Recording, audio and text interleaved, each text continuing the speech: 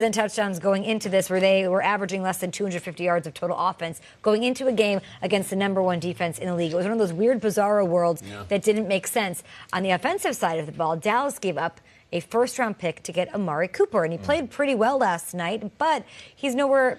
It wasn't enough to get a win, obviously. So based on what you saw, do you gentlemen think that the Cowboys are in rebuild mode, they need to rebuild, and where do they start as they've already given up their first rounder for next year? You know, it's funny, Kay. The Steelers played the Browns 2 weeks ago, and the Browns were down 7 points in the third quarter, and there was just no sizzle, no confidence, and the Steelers pulled away, and Hugh Jackson was let go a couple days later. And one of the reasons was the team just never believed that they could actually get this done and come back. You look at the Rams on Sunday. They're down 35-21, whatever it is, and then the second half charge back on the road against the Saints and find a way. Good teams, well-coached teams, teams that believe in themselves, use halftime to adjust, find a way, and believe they can get it done. At no point in last evening's game did I think that the Cowboys were going to just flip the switch and get it going. I also look at the Buccaneers, right? I hate to bring up all these other teams, but I have a point here. The Buccaneers, they get blown out of the first half of every game. Wouldn't you look to maybe change the way you warm up before the game? Or wouldn't you look to maybe before, who's giving these pep talks? Like, what are we doing? Control-Alt-Delete. Change something. The Cowboys did it after the first quarter. Sure. The Cowboys are the same thing every week. They're within one score, and they just can't get it going. So what would I do? I would rattle the cage. I really would. I would rattle the cage. I don't know if that's this week. I don't know if that's tomorrow. I don't know if that's after the season. What's that mean? What does that look bury like? the football, you know, like someone's job, maybe a player, a coach, something. They already let go of the offensive line coach. I don't know if the offensive line's made it, but rattle the cage, Jerry, because right now, what is everyone going to get a new watch and a boat for the way they're playing this year? Because mediocrity is unacceptable in Dallas. It's just not what it is. So you interpret it how you want, Jerry, and I'm not asking anyone to lose a head coach's job. I don't think we're going that drastic.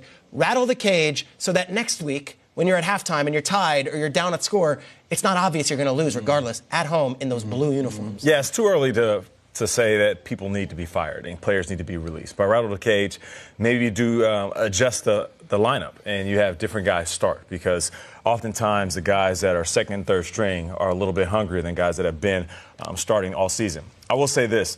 Let's not panic just yet. They're 3-5. They're 1-1 within the division, so there's still a shot for them in the NFC East. Let's not sit here and say that the season is a complete wash. But there's times as a football player where you go up against certain players, certain teams, and that's how you get right. All of a sudden, the Cowboys have become that team where you get right versus them. The get-right team. Yeah, they're the get-right team. It's almost like the homecoming team you play against, and they can't be that. You know, when we would have times like this when I played, there would be this coming-to-Jesus moment, right, where we would all meet. We're talking players, coaches, even some people within the front office, and we would sit there, close the doors, tune everything out, and have real conversations about real problems that we're having in this season. I feel like there needs to be a little bit of that. I feel like there also needs to be a coming to creative moment. And we talked about it earlier, Kyle, and you hit it so perfectly. You highlighted some of the plays that we've seen this past weekend and this year. Yeah. The stick plays and the trick plays that people think is just something that's happening occasionally. No, this is something that is implemented in every game plan for every good team. There needs to be more within this offense. I get that there's been some turnover on your team. I get that there's some new players and new faces. But just like you said, Schrager, in the first hour, that's not an excuse. You need to be more creative now in 2018 if you want to be successful on offense. And I think the problem watching the Cowboys is the optics. Like, they have really good players. I actually feel differently than you do, Peter. When I watch them, I do expect them to turn it around. Because there's just Jalen Smith is great. Too good. And DeMarcus Lawrence is great. And Van Der Esch and Zeke. Like, there's a lot of great players. So if you're sitting here like, we got all these playmakers, why aren't we winning? And you look at the coach. I mean, you have to. That's the elephant in the room, right? And I know there's a lot of chatter and a lot of tweets this week about guys like Mike McCarthy and John Harbaugh. Those are two guys that won Super Bowls. I mean, I understand why they're built in excuses, but I will say this for Jason Garrett. 2 division games in the next 3 weeks. This is his last stand, I think. And this is a relationship with Jerry Jones that goes back 26 years when he was a backup quarterback behind Troy Aikman.